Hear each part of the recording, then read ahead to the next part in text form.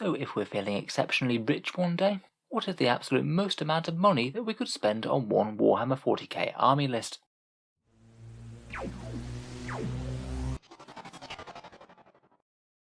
Hello and welcome back to Auspex Tactics, where today we're doing a bit more of a fun video, a little bit of a mathematical experiment to see exactly how much money we could theoretically spend on an army list for 40k while not going over 2,000 points. Obviously most of the time we would prefer to do the reverse, but I thought it could be pretty interesting to see exactly how much we could spend if we did buy one of the worst possible combinations of miniatures from Games Workshop or Forge World. So when having a look at the different armies out there, if we want to spend the absolute most amount of money for the points that we're getting in game, then we need to be trying to pay the absolute highest amount of money per point.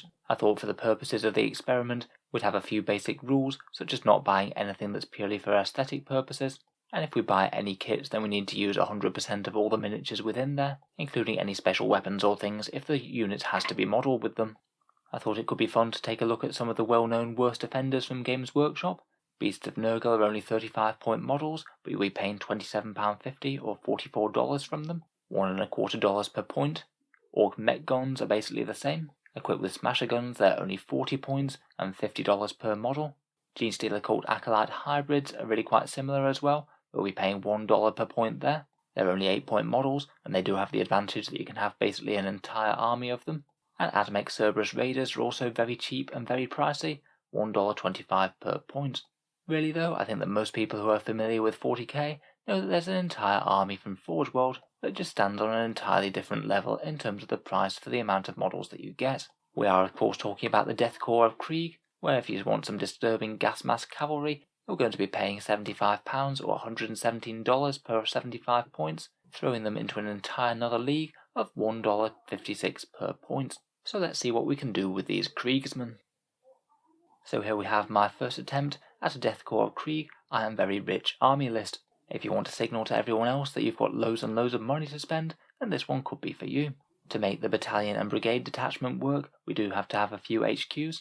We've got 3 Lord Commissars, which we're using the Officer Prefectus Commissar with the plasma pistol model to represent, 2 Primaris Psychers purely to fill up slots, so we can really focus all the rest of our points on the expensive stuff. We've got no less than 18 squads of Death Corps of Krieg infantry on foot, £46 or $72 per unit. The absolutely ludicrously priced Death Corps heavy weapon teams, which individually, if you're running autocannons, heavy bolters or mortars, will all cost you £24 or $38 per model. And of course the absolute biggest contingent of Death Riders that we can possibly take. 3 units of 4 in command squadrons, and 3 big units of 10 for the standard Death Rider squadrons. For those you'll need 8 boxes of the £75 or $117 kit, plus a couple of individual horses that you can buy from Forge World separately.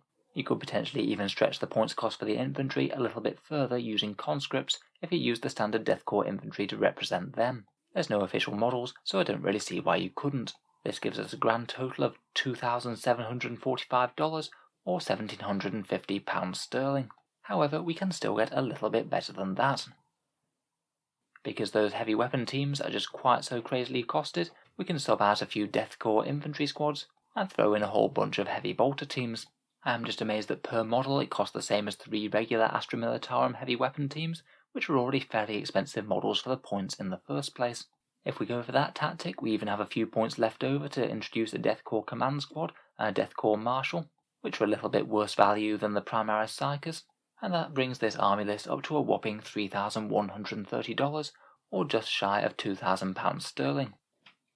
Now I'm not saying that I've absolutely definitely got the most expensive list that you can possibly play in Warhammer 40k. I'm sure there are probably some very slight tweaks that you can make to this, and I might have missed some guard models out there that are incredibly highly priced but really low cost in points. If you spot anything then please let me know down in the comments. It will be quite fun to see how this could be improved on.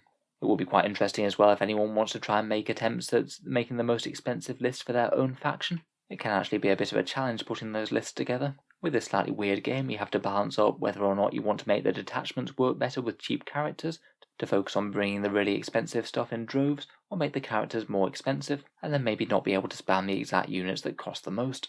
I would be really surprised if any army out there can beat the Death Corps of Krieg. As I say, they are pretty much on a whole other level, and they are able to spam their units really quite well. In any case, really look forward to hearing what you can come up with down in the comments. In any case, that's it for today. If you've enjoyed, then feel free to subscribe to Auspex Tactics. We certainly have 40k content coming out each day, though it usually tends to be a bit more of a more serious tactical nature than this. If you have been enjoying the videos on the channel, I would finally just like to mention that I do have a Patreon page, which you can find down in the video description. Making all the videos does take a fair amount of time, and if you are enjoying regularly, any support is appreciated.